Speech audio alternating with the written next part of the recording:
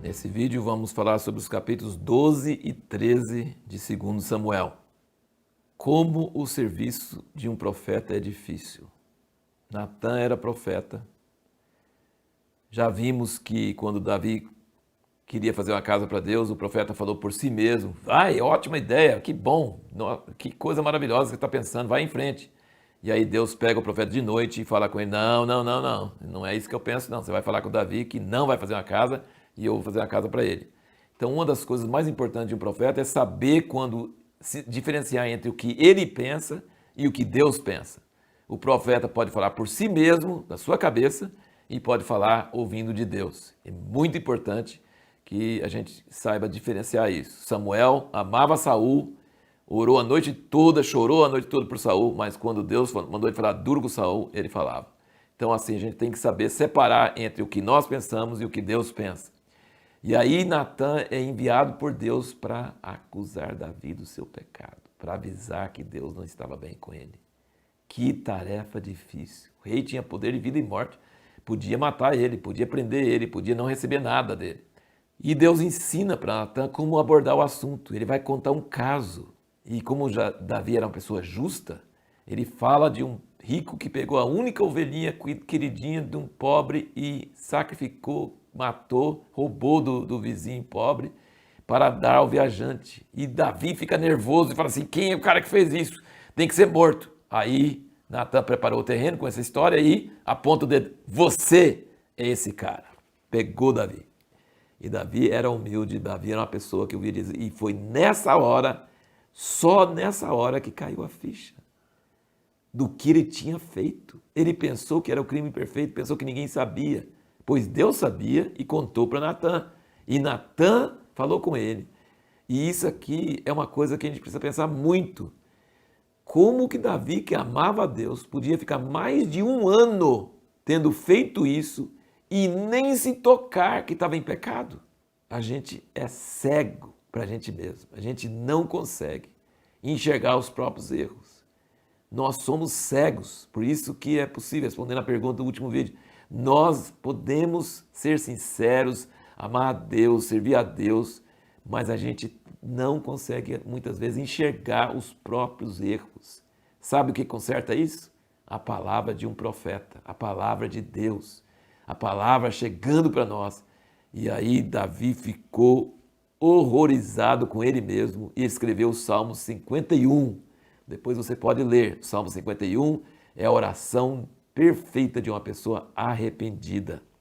E aí ele falou: estou perdido. Aí Natã viu que ele estava arrependido e falou: não, Deus perdoou, mas vai ter consequências. E a criança que nasceu desse pecado vai morrer, porque senão vai dar base para os inimigos do Senhor falar contra ele, vai justificar o pecado.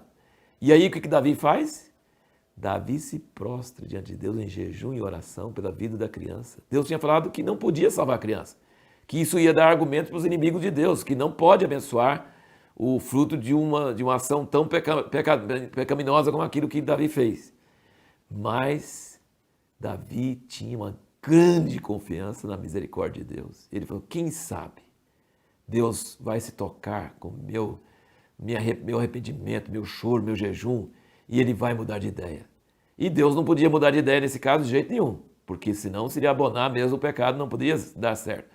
Mas eu creio que Deus ficou muito feliz de ver que Davi acreditava tanto na misericórdia dele, que foi ao extremo de ficar mais de uma semana lá em jejum e oração. E os servos ficaram com medo até de falar com Davi que a criança tinha morrido. E quando falou que tinha morrido, ele tomou banho, comeu, adorou a Deus. E eles falaram assim: que negócio é esse? Você fica triste antes da criança morrer, depois que morre você não fica triste? Ele falou assim: não, mas não adianta agora orar. Mas eu pensava, Deus é misericordioso, talvez ele mude de ideia. Davi conhecia a natureza de Deus, ele sabia que Deus tinha um coração mole, um coração que podia ser tocado, e Deus gosta que a pessoa creia nisso. Nesse caso ele não podia fazer nada, mas ele gosta que a pessoa conheça ele, confia nele e saiba que ele não é um Deus que fica jogando o pecado na sua cara. E depois, o segundo filho da Batseba, Deus ama, manda recado dizendo que ama ele, ama o filho dessa mulher com quem Davi adulterou, e depois mandou matar o marido, e agora o segundo filho, Deus ama ele, vai escolher ele para ser o próximo rei.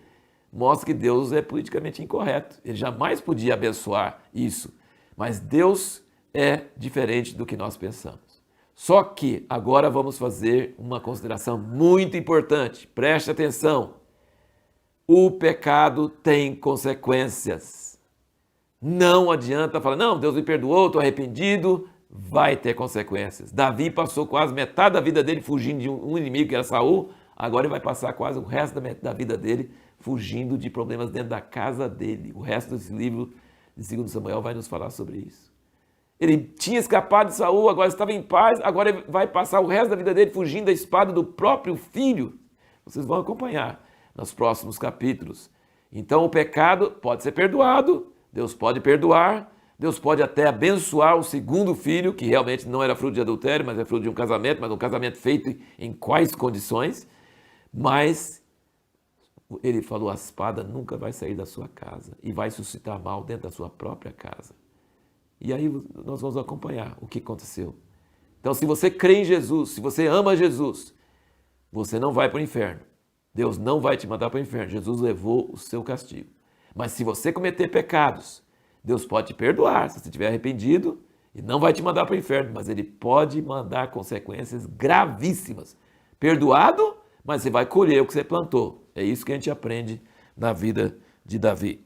E aí, dentro da nossa leitura de hoje, temos a história terrível onde isso começa a acontecer. Um dos filhos mais velhos de Davi, Amnon, se apaixona pela irmã parte de pai, não parte de mãe, e comete um incesto horrível, depois odeia ela. Aí o irmão dela, que é Absalão, odeia ele e passa 2 anos, convida para uma festa e manda matar o irmão dele a sangue frio e foge para outro país. Aí tudo isso é consequência do pecado de Davi. Deus falou que ia acontecer e aconteceu de verdade. Davi sofreu anos por causa desse pecado, muitos anos. E nós temos uma história aqui, uma sequência, presta bem na sequência. Eli não soube criar os filhos dele, Samuel não soube criar os filhos dele e Davi não soube criar os filhos dele. Ele amava eles, aquele amor meloso, aquele amor sentimental, o que eles pediam para ele esse dia. Amnon pediu para a irmã ir lá, fingiu que estava doente, pediu para a irmã ir lá. Davi nem sonhava que o cara estava querendo cometer incesto, nunca sonhou isso.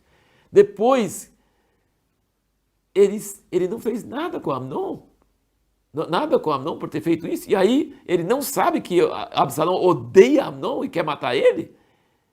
Ele passou 2 anos, mas ele odiava, estava planejando matar ele. E o outro amigo da família sabia disso, mas Davi não sabia. Então ele tinha um amor meloso, não disciplinava os filhos e não sabia o que passava na cabeça deles. Você ter amor para seus filhos, mas não estar inteirado do que eles estão sentindo, do que eles estão pensando, tem consequências sérias. Isso que a gente aprende dessa história de Davi. A pergunta que nós vamos responder no próximo vídeo é: como podemos aprender através de Davi as características mais importantes de um líder no meio de uma crise? Davi vai nos ensinar quais as características de um líder no meio de uma crise.